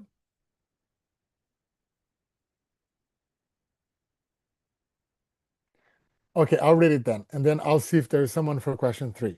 When a student's behavior is different from the norm means doesn't follow the rule. My first instinct is to address the behavior directly according to classroom rules and expectations.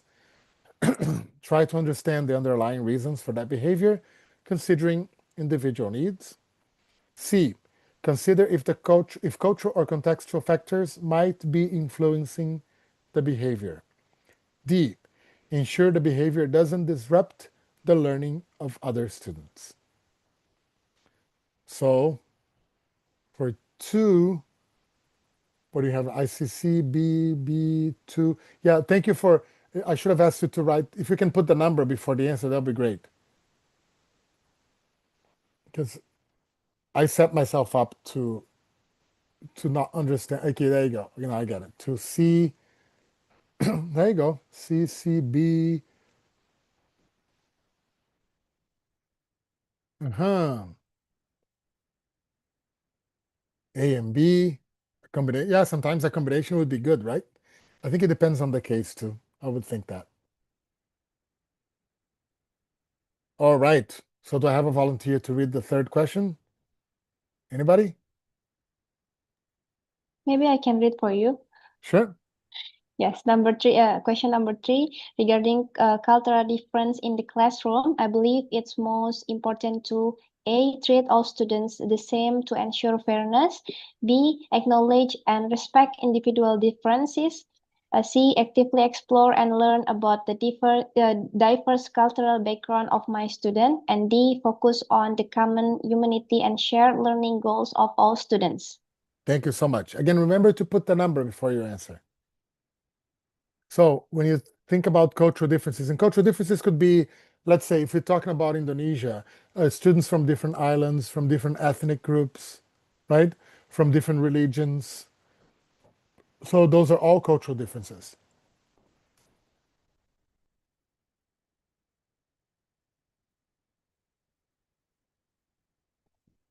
Okay, I see some D's, B's, A, and C.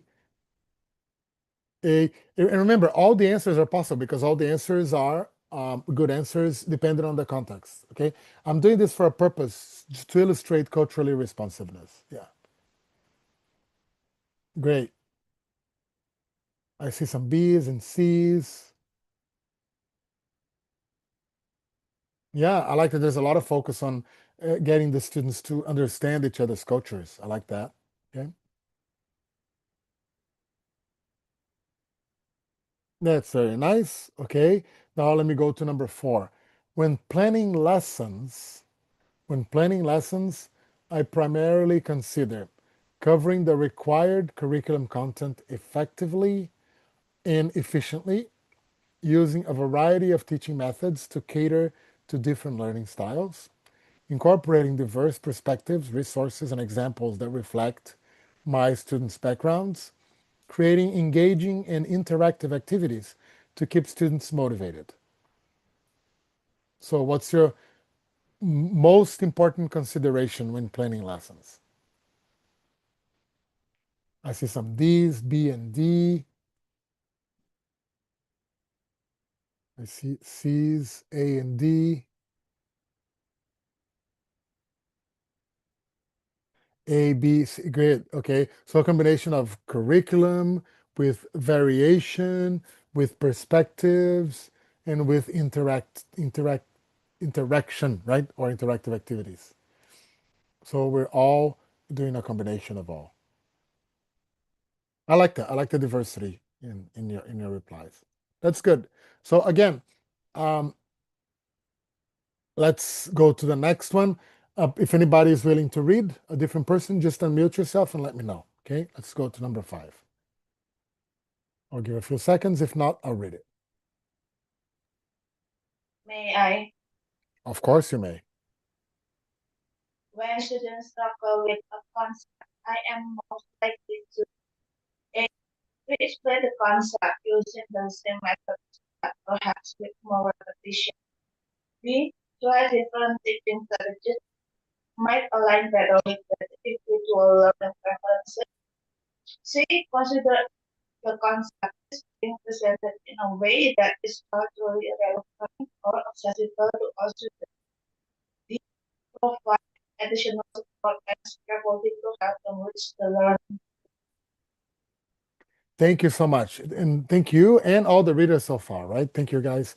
It's good that you don't hear my voice all the time, only my voice. I like that. So 5D, B, I see some A and D. I like that.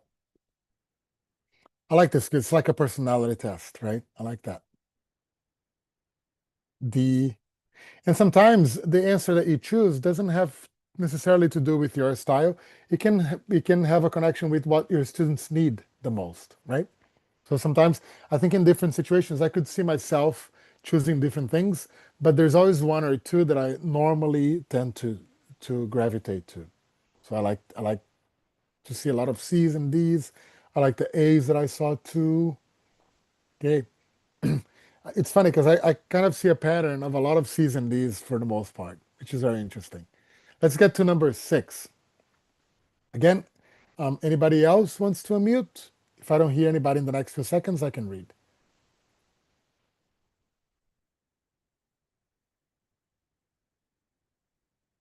All right, I'll take this one then, and then maybe somebody for the next one. When selecting materials and resources for my classroom, I prioritize, or I normally do, high quality, standards aligned materials that are readily available, materials that offer a variety of formats and cater to different reading levels, materials that represent diverse cultures, voices, and experiences in an authentic and respectful way. D, engaging in age appropriate materials that will capture student interest.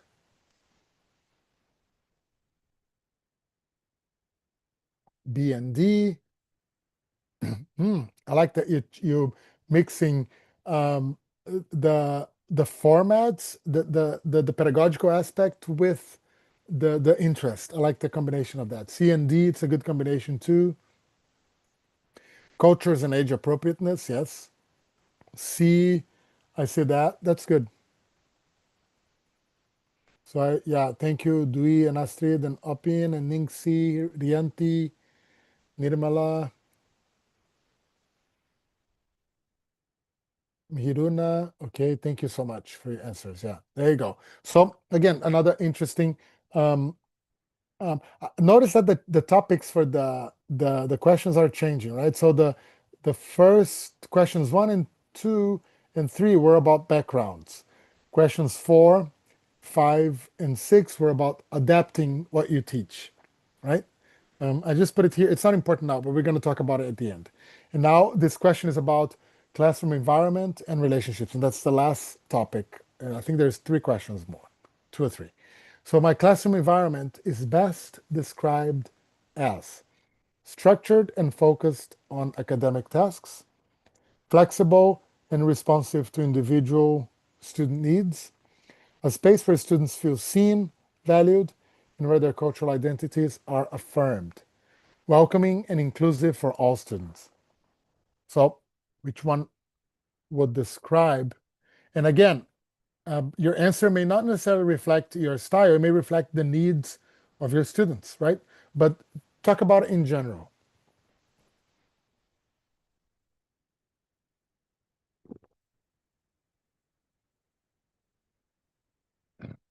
So I see B's, B, D, C, D, C, B, C, D, C, D. Okay. It's interesting too, like the pattern.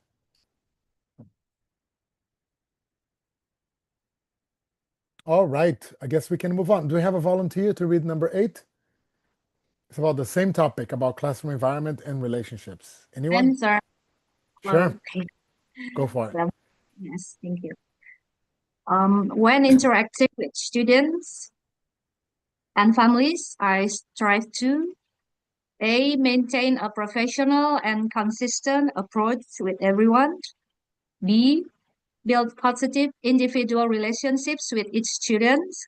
C, understand and respect different communication styles and family values. D, create open and clear lines of communications. Okay, thank you. Thank you. Thank you, all readers. You've been amazing. Thank you so much.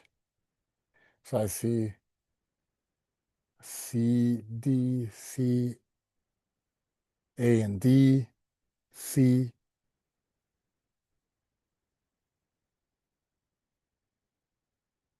B's, okay, I see some B's coming on. Building positive individual relationships with each student. That's important. Of course, it's also important to maintain a professional and consistent approach, understand and respect different communication styles and values, and create open and clear lines of communication. That's all very, very, very important. That's great. All right, but I also see majority of like there's always an A here and there. Sometimes I think I would answer some of the A's too, but there's mostly a B to C and D pattern. And last but not least, do we have a volunteer to read this one?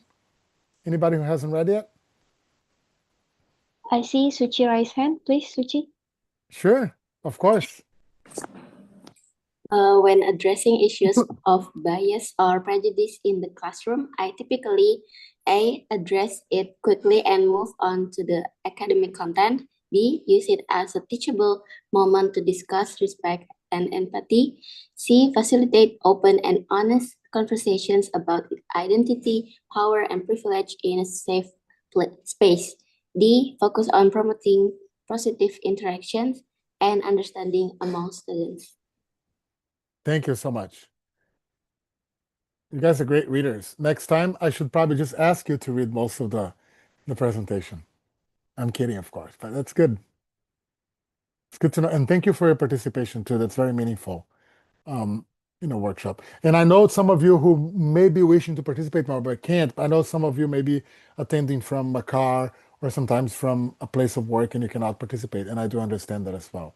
But it's great that you have stayed so far and you are with us too. That's great. I love that I see some A's. No, I see one A, but I see some C's. I see a D, a couple of D's. Yes, B and C. Dewey, I love the fact that you always pick a couple of them. It's a very smart strategy. Yeah. Like always between two different strategies. That's good. All right. Okay. So the big question is, okay, how is this related to cultural responsiveness? And that's an interesting thing. Okay. So basically, if you want to know, okay, the fact that most of the answers were B's, and what some B's, but also C's and D's, shows something good. It shows that you are more inclined towards being culturally responsive. Culturally responsive means you not only understand, accept, and create space for different cultures in your classroom. Not by trying to represent the students yourself, but by letting them be who they are, okay, and respecting them for who they are, okay. So, but again, none of the answers is bad. So, for example, if you answered a few A's, you likely have a strong focus on traditional pedagogical approaches, which is not bad, in curriculum delivery. Reflect on how understanding and incorporating cultural responsiveness might enhance your teaching effectiveness and student engagement. Okay, of course, we have some people who responded A here and there, but nobody whose majority was an A, and that's a good sign, because I too would have answered a couple of A's if I was answering some of those questions. At least two of them, my answers would have been A's. Okay, B, you likely prioritize individual student needs and learning styles. Consider how cultural backgrounds might influence these individual needs and how to address them more explicitly. So you are thinking of the students, but you need to think a little bit more of cultural aspects. Okay? Now, if you answered like most of you did C and D, that means you are practicing culturally responsiveness awareness in awareness already. C, you demonstrate a strong inclination towards culturally responsive practices, actively seeking to understand and incorporate students' backgrounds into your teaching. Continue to deepen your understanding and refine your strategies. And if you did a mostly D, you prioritize a positive and inclusive classroom environment, which is foundational for culturally responsive teaching. Explore how you can more explicitly integrate cultural understanding into your curriculum and interactions. So again, a mix of responses. This suggests a balanced approach, which is also a good thing. And you likely draw upon different strategies depending on the situation. Reflect on areas where you might further develop your culturally responsive practices. And that's, again, to say that, yes, that's what all of us have, like a mix of responsive or a mixed approach. And that's the goal here, right? To show that sometimes the answer to what you need in the classroom is not just one strategy, is not just one methodology. It's a mix, right? Because different subjects, different classrooms, different lessons may require different approaches, both culturally or in terms of teaching pedagogy. All right? So, in a reflection that I want to make, okay, about, I don't want you to answer this, but just think about it because we don't have time to answer. I want to make sure that I finish somewhat on time. So, in what ways do your current practices already align with culturally responsive teaching? You had those answers by understanding what pattern you fall into, right? What are some areas where you feel you could grow in your culturally responsive approach?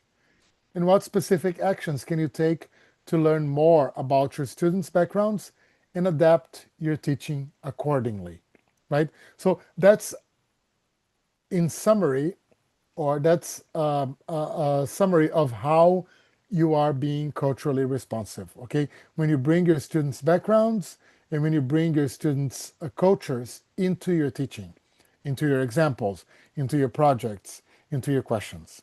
That's how you do, because your students can see themselves in your class and they know that they're part of it. Okay, so you don't have to answer in the chat box, but just think about it as you are understanding this next part here. So what's culturally responsive teaching? Well, first of all, you have to believe that every student can achieve at high levels. So you have to hold every student to high expectations. And usually, to do that, teachers communicate rigorous academic expectations to all students with the necessary support and scaffolding to help them meet those expectations. They challenge deficit views of students from marginalized groups. What is this? Sometimes you say, oh, that student is from a poor community. They're not going to learn well. Oh, that student doesn't have a mother. They're not going to learn well. That's a deficit view. Okay? So when you are a culturally responsive teacher, that doesn't matter. No, the student may have a problem at home, but they can still learn. The student may not have money, but they can still learn. Okay, that's what we do. We emphasize high expectations for all students, and we support them. We support the ones that are having problems achieving those high expectations. That's the idea. Another element of cultural responsive teaching is cultural competence. So teachers believe that they must understand their own cultural biases, right? For example, I'm not Muslim, so when I was teaching in Indonesia, I didn't try to represent my Muslim students because I couldn't do it, but I created a space for them to represent themselves, right? Because it's a bias that I have. I don't understand. I don't know. I accept, I have friends who are Muslim, but I don't know about the culture because that's not who I am, right? And I cannot pretend that I am. I have to create the space for my Muslim students to represent themselves and be who they are, okay? And respect them as much as I respect myself, and that's it, okay? And so that's important to recognize your biases. So teachers do continuous self-reflection, professional development, and active learning about the cultures of their students and their communities. So you try to understand, you try to learn more, right? I know that I'm finishing, but just so you know, before you leave, there's information about the certificate in the chat box. Make sure you save that link or click on it so you can open your screen as we keep going. Okay, don't forget that. Critical consciousness and social justice. Teachers believe that education should empower students to understand and critique societal inequities and work towards social change. So it's important that students believe that society is not fair, the world has problems, and we need to help the ones who need help. Okay, so you help the students analyze power dynamics, injustices, and different perspectives. And students and teachers encourage students to think critically about the world around them and to take action to improve it. I know some of you mentioned critical thinking before at the beginning. That's part of culturally responsive teaching as well. Next, student-centeredness in relationships. Teachers believe that strong and trusting relationships between teachers and students and their families are foundational to learning. How do you practice this? You build rapport, you build respect from students, listening to their voices, create a classroom environments where everybody feels safe, respected, and heard. Teachers connect curriculum to students' experiences and prior knowledge. Culturally validating curriculum and instruction, teachers believe that curriculum and teaching should reflect and affirm the histories of students' experiences, contributions, and perspectives of all students, not just the dominant culture. Teachers integrate diverse texts, historical narratives, examples, and instructional strategies that resonate with students' cultural backgrounds, validating different ways of knowing and communicating. Again, representing all cultures, right? Or allowing all cultures to be represented. You use an asset-based approach. All students come to school with strength, knowledge, and experiences that are valuable assets for learning. How do teachers practice this? They don't focus on what students need or lack, but they identify and leverage their existing strengths, including their cultural and linguistic background, as resources for instruction. Okay? And we have a couple of minutes left, and I'm finishing. These are all the elements of culturally responsive teaching in a summary. And this is what we covered today. We covered skills, we covered diversity, we covered empathy, and we covered perspective. I know this is where I got all my icons and pictures from. And I know we only have 2 minutes, but if there's only one or two questions, I'm open to them. Yeah, thank you very much, Mr. Fabio. But I'm sorry, due to the limited of time, it seems like unlike that we can have another discussion session maybe. So thank you very much, Mr. Fabio, for that insightful and inspiring presentation. Your presentation has truly given us valuable perspective on how to approach teaching in this rapidly changing century. Also, thank you to all participants for your very active participation. We hope this workshop has been useful and will inspire fresh idea and approach in our teaching. On behalf of GCS Academy, I wish you all the best as you continue your important work in education. Stay safe, stay motivated, and keep making a difference for your students. Have a wonderful day, everyone. But before we close this workshop, we will take a group photo first. Yeah, participant, please, can you turn on your camera for a moment? Just for a moment. Yes, thank you very much. Okay, okay. Thank you very much, everyone. Smile on the count of 3, 2, 1. Okay, once more. Okay. Thank you very much, everyone. Thank you very Thank much. you. Thank you very much, Mr. Fabio, and all